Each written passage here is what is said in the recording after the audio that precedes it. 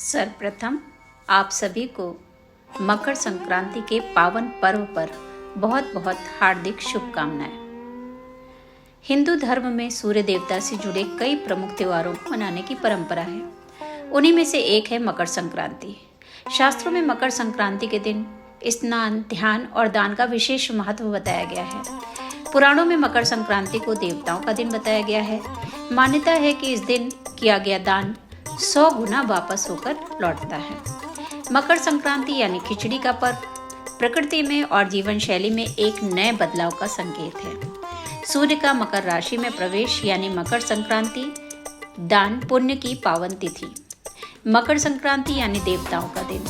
इसी दिन से सूर्य उत्तरायण हो जाते हैं। शास्त्र में उत्तरायण के समय को देवताओं का दिन और दक्षिणायन को देवताओं की रात कहा गया है। मकर संक्रांति एक तरह से देवताओं की सुबह होती है।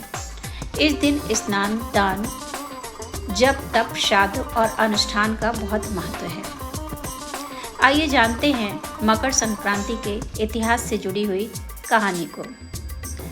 महाभारत के युद्ध में कौरवों की ओर से लड़ते हुए भीष्म पितामह अर्जुन के बाणों से घायल होकर वीरगति को प्राप्त हुए थे।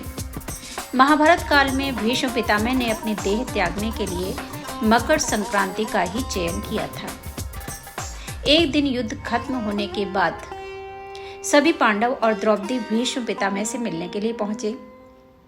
जब पांडव भीष्म के पास पहुंचे तो भीष्म उन्हें धर्म, अधर्म और राजनीति की बातें बता रहे थे। उस समय द्रौपदी ने भीष्म से पूछा कि आज आप ज्ञान, धर्म की इतनी बातें बता रहे हैं, लेकिन जब भरी सभा में मेरा चीरहरण हो रहा था उस समय आप चुप क्यों थे?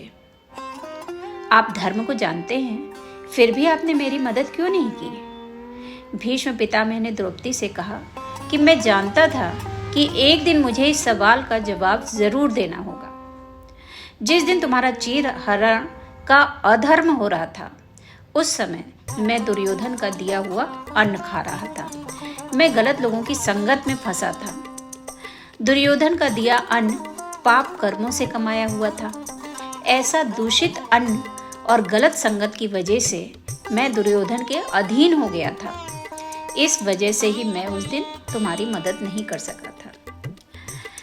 जब वे बाणों की शैया पर लेटे थे तब वे उत्तरायण के दिन की प्रतीक्षा कर रहे थे और उन्होंने मकर संक्रांति की तिथि पर ही अपना जीवन त्यागा था। मकर संक्रांति के दिन ही गंगा जी भगीरथ के पीछे पीछे चलकर कपिल मुनि के आश्रम से होती हुई सागर में जाकर मिली थी। मान्यता है कि इस दिन भगवान सूर्य की आराधना हर किसी को मोक्ष दिला सकती है। तो ये थी जानकारी मकर संक्रांति पर्व के विषय में। धन्यवाद।